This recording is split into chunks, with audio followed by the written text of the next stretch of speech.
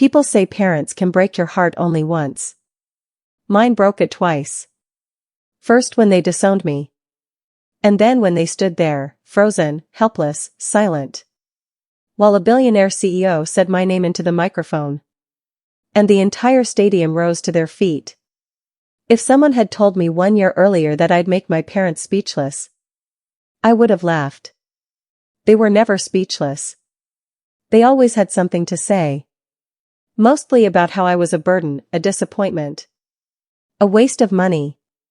A girl who'd never become anyone. But life has a funny way of flipping scripts. Especially when the world thinks you are predictable. I wasn't predictable. I was a storm they didn't see coming. My parents gave me disownment for my graduation. Until the CEO called my name. My name is Ariana Miller. 22 years old, born in Minnesota. And this is the story of how my own parents kicked me out on the day of my graduation. And how life dragged me through hell, pushed me against walls. And then lifted me higher than I ever imagined. Today, I'm the youngest director in one of the biggest tech companies in the United States. But back then, I was a nobody. At least, that's what they made me believe. Graduation morning. Most kids wake up excited that day. Caps, gowns, pictures with family, celebration dinners. It's supposed to be one of the happiest days of your life. Mine started with a garbage bag. Literally. I woke up to the sound of my dad dragging a large black trash bag into my room. Ariana, he said, I'm done. We're done.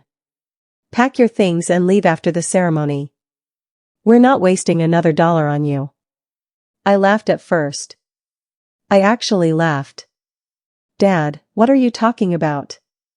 Today is my graduation. I know exactly what today is, he snapped. And I refuse to stand there pretending I'm proud of you. I'm not. My mother stood behind him with her arms crossed, eyes cold like she wasn't looking at her daughter. But at some stranger she wanted gone. Mom? I whispered. She didn't blink. Didn't move. Didn't defend me. She just said. You're 22. You're old enough. We've supported you enough. After today, you're on your own. My throat dried. My breath felt stuck. All I could manage was. But why, today? Why now? Dad held up my report card. The one with AB+ in data systems. AB+. Not an F. Not a fail. A damn B+. You couldn't even give us straight A's in your last semester. And you still talk about wanting a future in tech. We didn't raise you for mediocrity. Mediocrity. That word stabbed deeper than anything else. All my life, they compared me to other people's kids. Kids who became doctors, engineers, lawyers. I wanted to work in tech. Not become a doctor. To them, that alone was failure. Dad threw the garbage bag at my feet. Pack. We're dropping you at the ceremony, we'll watch you walk the stage. And then you're out of this house. Mom added in her icy, emotionless voice. You have no place here after today, Ariana. It's crazy. How parents can destroy you with one sentence. I sat on the floor long after they left. Not crying. Not arguing. Just sitting there. I had no job lined up. No money. No apartment.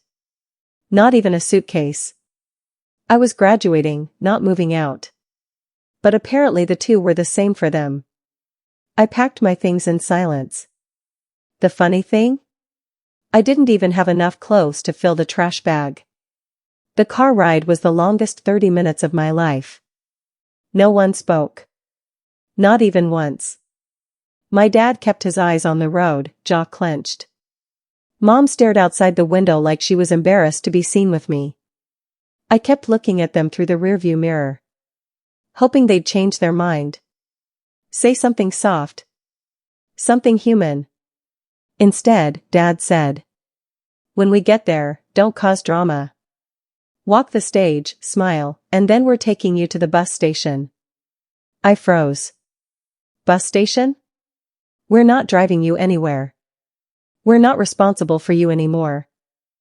I didn't answer. Didn't breathe properly. Didn't feel like myself. I felt like a mistake they were trying to erase. When we reached the university parking lot, Dad parked the car and said without turning around, "Get out." Just like that. No good luck. No proud of you. Nothing. Mom stepped out, fixed her lipstick in the mirror, and walked ahead like I wasn't even behind her. That's when it hit me. I was graduating. But I was also becoming homeless. Thousands of students filled the stadium. Families cheering. Balloons everywhere. People crying, hugging, taking pictures. And me? I stood alone. Everyone had someone. I had parents who stood 30 feet away pretending they didn't know me. Still. I walked up the stage. Heart pounding. Hands shaking. Stomach tight. When they called my name. Ariana Miller, Bachelor of Information Systems. The crowd clapped politely. My parents didn't clap. They didn't even raise their cameras. I smiled for the photo anyway. But inside, I shattered. When I stepped off the stage, Dad signaled me with 2 fingers. Let's go. We're done here. Just like that. My mother didn't even hug me. Not even a fake one. We walked back to the car, but halfway through the parking lot, Dad stopped. "This is where we say goodbye." He handed me my backpack. "You can figure out the rest." I stared at them like I was seeing strangers. "You're really leaving me here?" Mom's voice was ice. "You made your choices. Now you deal with them." They turned around. And they left. Just left. I watched the car drive away until it disappeared. No home. No money. No job. No plan. Nothing. But something inside me whispered, "This isn't the end." I didn't know then that my life was about to flip upside down in the most insane way. I sat outside the stadium for 3 hours until the crowd disappeared. My phone was almost dead. My hands were freezing. My anxiety was eating me alive. I didn't know where to go. Then my email pinged. A message from a company I had forgotten I even applied to. Subject line: Urgent, final round selection, you're invited. My eyes widened. It was from Techspear Digital, one of the fastest growing AI companies in the country. They weren't hiring interns. They were hiring junior analysts. Real employees. Real paychecks. Real careers. But the interview was in 3 hours. Across the city. I had no car. No Uber money. Almost no battery. Still. I ran. I found a bus stop, begged the driver to let me ride free. He did. Maybe the universe gave me a tiny mercy. I reached the building just in time. Hair messy. Eyes swollen. Graduation gown still in my backpack. The receptionist stared. "Are you okay?" I forced a smile. Just a big day. Inside, the hallway felt like a dream. Glass walls. LED lights. Tech art everywhere. I felt like I didn't belong. But I kept walking. When I entered the interview room, a man in his early 50s looked up from his laptop. Tall. Gray suit. Sharp eyes. I didn't know who he was. Later, I'd learn he was Nathan Cole, the Billionaire CEO himself. He said, "You must be Ariana. Sit." His voice wasn't rude. But it wasn't soft either. "What brings you to Techspear?" I took a breath. A long one. And for the first time that day, I told the truth. "My parents disowned me today," I said. My voice trembling. I have nowhere to go. No money. But I know one thing. I know how to work. I don't quit. I don't break. And if you give me one chance, just one, I'll prove that I belong here. Silence. He stared at me without blinking. Then he stood up, walked to the window, and said, "Come with me." My heart almost stopped. He didn't take me to another interview room. He took me to the top floor. His office. 360-degree skyline views of the city. A desk worth more than my entire life's savings. A wall of awards. Photos with presidents, founders, inventors. He sat across from me and said, "Tell me everything." So I did. My childhood. My parents pushing me to be perfect. Their insults. Their comparisons. Their disappointment. Their final decision to kick me out on graduation day. He listened without interrupting. When I finished, he leaned back and said something I'll never forget. "You remind me of myself." I blinked. "Sir?" "My parents also threw me out at 17, he said calmly. "Best thing they ever did for me." I didn't know what to say. Then he slid a folder toward me. Inside. A contract. Junior data analyst, $78,000 per year. Full benefits. Housing stipend. Signing bonus, $5,000. I froze. This couldn't be real. "You're hiring me?" I whispered. "No," he said. "I'm investing in you." I pressed my hand to my mouth to stop myself from crying. Then he said one more thing. "But before you sign, there's something else. Tonight, I'm giving a keynote speech at your university's graduation gala." He smirked. "I want you on that stage." My heart jumped. "But, why me?" "Because some people need to see you rise," he said. "And because you're going to work for me.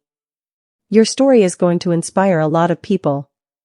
I nodded slowly, barely breathing. He stood up and extended his hand. "Welcome to Texbeer, Ariana." I shook his hand. My life changed in that moment. That night was a blur. The gala was huge. Lights everywhere. Hundreds of guests. A big stage with a spotlight that made everything glow. I stood backstage with my new badge. Employee ID, number 4739, A. Miller. The CEO walked up behind me and said quietly, "Ready?" "No," I whispered honestly. "But I'll do it anyway." He laughed softly. "Good answer." When he stepped on stage, cameras flashed nonstop. "Tonight," he said to the crowd, "I want to talk about potential. And I want to introduce someone who represents resilience better than anyone I've met." My heart pounded so hard I thought people could hear it. He continued. "Earlier today, she was abandoned. Tonight, she begins her career with us." He paused, smiled, and said my name. Ariana Miller. The auditorium erupted in applause. I stepped into the light. And then, I saw them. My parents. Standing near the back of the hall. Frozen. Mouths open. Eyes wide. Like ghosts seeing the living. They weren't expecting to see me there. They expected me to be lost. Broken. Begging.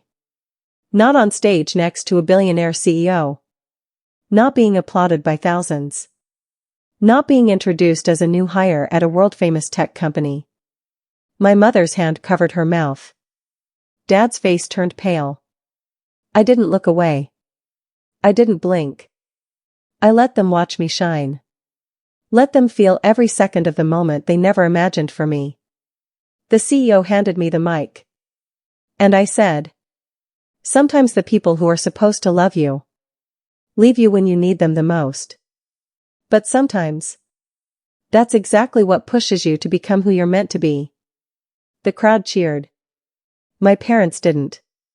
They just stood there. Frozen. Exactly like my title says. When the event ended, I stepped off the stage with my heart still pounding inside my chest. The applause hadn't faded from my ears yet. But the silence between me and my parents across the room was deafening. They didn't move. Didn't blink. Didn't even breathe properly. Mom looked like someone had poured ice water down her spine. Dad looked like he'd swallowed something sharp. I didn't walk to them. I didn't need to. For the first time in my life, I watched them chase me. They pushed through the crowd, calling my name. Sweetie, wait. Baby, just listen. Words that had never existed for me before that day. But before they could reach me, Nathan, the CEO, put his hand on my shoulder. Ariana, he whispered. You owe no one an explanation tonight. Especially not them. I swallowed hard. He was right. So I turned away and walked out of the hall while my parents stood behind me calling my name like they suddenly remembered they had a daughter. Texbeer had arranged a temporary condo for me that same night. Fully furnished. Bright. Safe. When I entered, I froze. It wasn't fancy. But it was mine. My own space. My own bed. My own kitchen. My own key. I put the key on the table and stared at it for a long time. A stupid little piece of metal. But it represented everything I'd begged my parents for. Security. Support. Love. A chance. I sat on the floor of my new apartment and cried. Not because I was sad. But because I was free. For the first time ever. I wasn't trying to please anyone. I wasn't trying to earn a place in someone's heart. I wasn't trying to prove I deserved to stay. This life was mine now. I walked into the building the next morning with my employee badge hanging around my neck. People smiled at me. Some even recognized me. You're the girl from the gala. Congrats. Welcome to Texbeer. I wasn't used to compliments. I almost didn't know how to react. My manager, Elena, walked up with bright eyes and an even brighter smile. Ariana. Nathan told me about you. Let's get started. She showed me my desk. My equipment. My team. Everything felt unreal. But the biggest shock? People respected me. Not because of my grades. Not because of my parents. Not because of perfection. But because I worked hard. I cared. I tried. And in this world, that was enough. Around noon, my phone buzzed. I almost didn't check it. But when I saw the name, my stomach twisted. Mom. We want to talk. Then another. We're worried about you. And another. Can we visit? 3 hours ago, they didn't care if I ended up at a bus station. Now suddenly, they were worried. It didn't take a genius to understand what was happening. They saw me standing next to a billionaire CEO. They saw the applause. They saw the spotlight. Their shame turned into curiosity. And then into greed. Nathan saw the change in my face and asked, Everything okay? I hesitated, then showed him the texts. He nodded slowly. Then he said something that changed my entire approach. Success attracts 2 types of people. Those who celebrate you, and those who want to use you. Learn to tell the difference. I swallowed. What do I do? He smiled. You don't have to respond right now. Take your time. Focus on you. So I put my phone away. For the first time in my life. Not rushing to please them. Weeks passed. Then months. My work improved. My confidence grew. My responsibilities increased. I stayed late some days. I studied new systems at night. I took certifications. I shadowed teams. 3 months in, Elena told me. Ariana, you work like someone running from something. I smiled sadly. I guess I am. But she also said. If you keep this up, you're going to rise very fast. And she wasn't wrong. By the 6th month, I was given my first major project. By the 9th month, I was leading a small team. By the end of my first year, Nathan himself called me into his office. Do you know why I bet on you? He asked. No, I said honestly. Because you weren't waiting for validation. You were building your own value. He pushed a folder toward me. Just like the first day. Inside. A promotion. Senior analyst, $125,000 per year. I gasped. Nathan, I don't know what to say. Say you're ready, he said with a grin. I nodded. I am. The next week, I moved into a bigger apartment. Not because I wanted to show off. But because I could finally afford to breathe. Life was finally mine. But life also has a way of knocking on your door. Just when you think you're safe. It happened one quiet Sunday morning. I was making coffee in my new apartment. Sunlight. Soft music. Peace. Then. A knock on the door. Not a soft one. A hard, urgent, almost aggressive knock. I opened the door. And I froze. My parents stood there. Mom's eyes were red. Dad's hair was messed up. Both looked like they didn't sleep. Ariana, Dad said, his voice shaky. We need to talk. I didn't move. Didn't speak. Didn't invite them in. Mom tried to step forward. Her hands trembling. Sweetie. We're your parents. You can't shut us out like this. I raised an eyebrow. Oh, now suddenly they wanted rights? I said quietly. You shut me out first. They went silent. Dad finally spoke. We made a mistake. I laughed. A small, bitter laugh. No, I said.